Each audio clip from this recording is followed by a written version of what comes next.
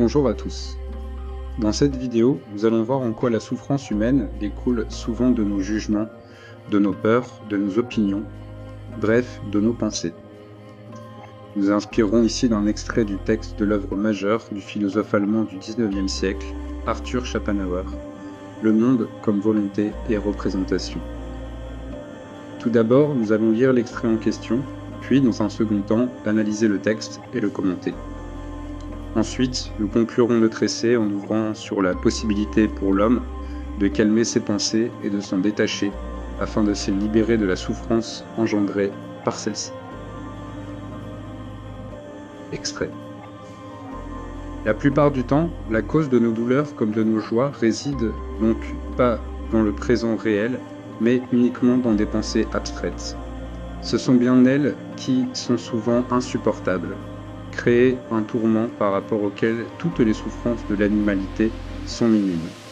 Car même au degré supérieur, souvent, nous ne ressentons pas notre propre douleur physique, et lorsque nous sommes frappés, bientôt, d'une douleur mentale véhémente, nous allons même parfois jusqu'à nous infliger une douleur physique, dans le seul but de détourner l'attention de la première sur cette dernière. C'est la raison pour laquelle, lorsque l'esprit est extrêmement tourmenté, on s'arrache les cheveux, on se frappe la poitrine, on se roule par terre. Autant de moyens violents pour se distraire d'une pensée présentée comme insupportable. Parce que justement, la douleur mentale, étant largement plus intense, rend insensible à la douleur physique. Une personne désespérée, dévorée par une morosité maladive, recourt très facilement au suicide. Alors que même dans un état antérieur d'apaisement, cette pensée lui était un objet d'effroi. De même, le souci et la passion, c'est-à-dire l'agitation des pensées, exténuent le corps plus souvent et davantage que les maux physiques. C'est pourquoi Épictète a raison de dire « Ce qui trouble les hommes, ce ne sont pas les choses, mais les jugements relatifs aux choses. » De même, Sénèque, il y a plus de choses qui nous font peur que de choses qui nous font mal. C'est plus souvent l'opinion de la réalité qui nous met en peine. Till l'Espiègle, lui aussi, persifla excellemment la nature humaine, en riant lorsqu'il montait la pente, en pleurant lorsqu'il la descendait. Et même les enfants qui se sont fait mal souvent ne pleurent pas à cause de la douleur, mais seulement lorsqu'on les plaint à cause de la pensée provoquée par cette douleur. Alors tout d'abord, nous allons commencer par dire qu'il paraît qu'au travers de cet extrait, selon Schopenhauer, la plupart des souffrances humaines sont surtout liées aux opinions qu'ont les hommes à propos des choses, et non aux choses elles-mêmes. Il est aussi question d'un décalage entre le présent dans lequel nous vivons et les pensées qui nous ramènent ou nous font voyager à travers le temps et peuvent constituer une douleur, indépendamment du présent. Donc au début de son examen, il indique que les animaux souffrent en cela moins que les hommes, dans le fait que ce sont justement nos pensées abstraites qui induisent le tourment, voire le désarroi chez l'homme. En cela, les animaux bénéficient d'une sorte d'insouciance que l'homme ne peut connaître. Ensuite, il explique que lorsque nous sommes frappés d'une douleur mentale intense, nous nous contorsionnons afin de détourner notre attention de notre esprit. De même, l'homme est capable du pire, c'est-à-dire mettre fin à ses jours, lorsque la douleur mentale devient trop intense et durable. De par ces exemples, cela démontre que la douleur la plus importante et la plus insupportable est donc bien la douleur mentale, dont sont exclus les animaux, du fait de leur absence d'abstraction du monde réel. Schopenhauer dit que les animaux vivent dans une intuition sensible, tandis que l'homme vit dans un monde de représentation abstraite. Ainsi, les animaux sont comme constamment connectés au présent, alors que l'homme, lui, vit dans un monde de pensées abstraites, de souvenirs, c'est-à-dire qu'il voyage entre le passé, le présent, l'avenir, etc.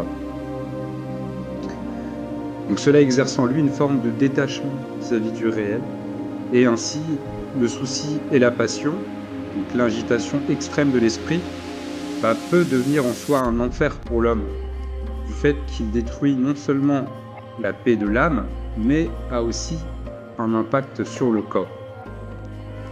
En effet, l'anxiété, le stress, la dépression, etc., notamment, ont un impact direct sur le bon fonctionnement de l'organisme en général et peut même conduire à des maladies physiques graves. C'est pour cela qu'il cite des auteurs, Épictète, Sénèque et Till l'Espiègle, qui est un personnage de fiction, afin d'illustrer cela.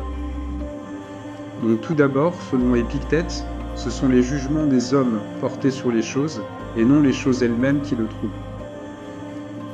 En effet, je peux être chez moi en train de boire un café dans mon salon et penser à quelque chose qui m'angoisse. Cela peut troubler ma tranquillité d'âme du fait même d'y penser.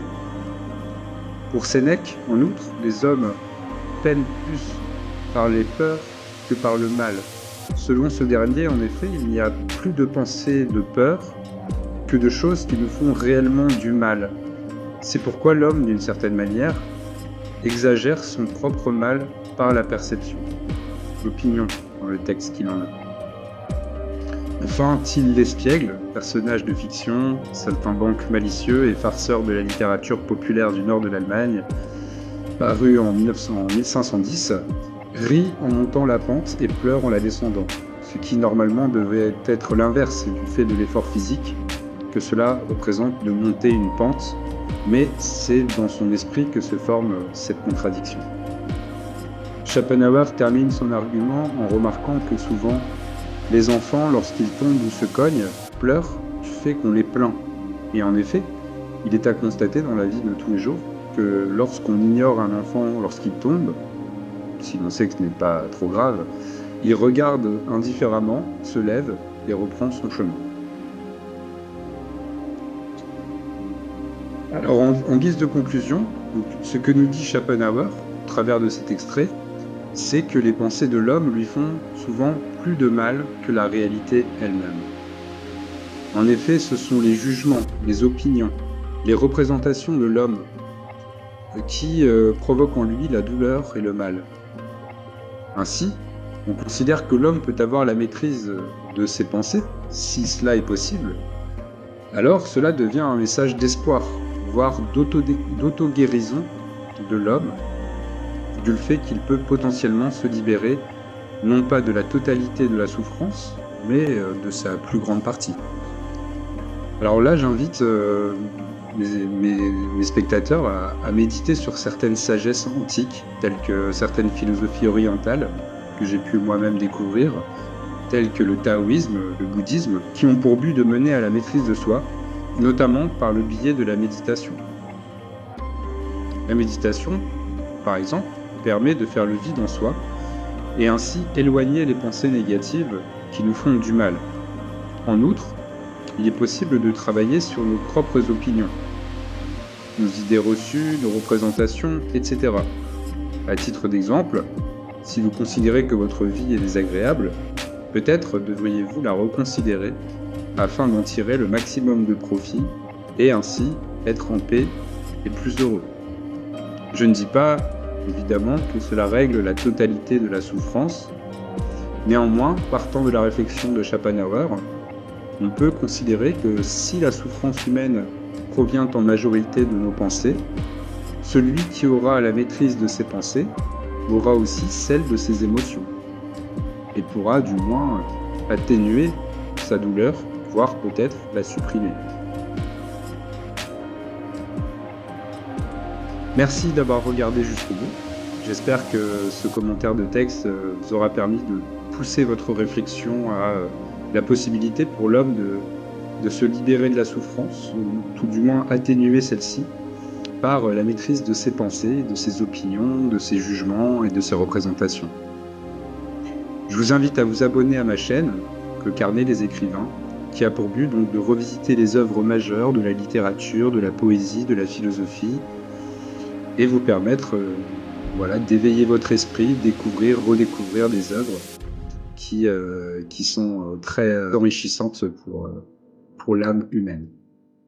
Au revoir et à bientôt.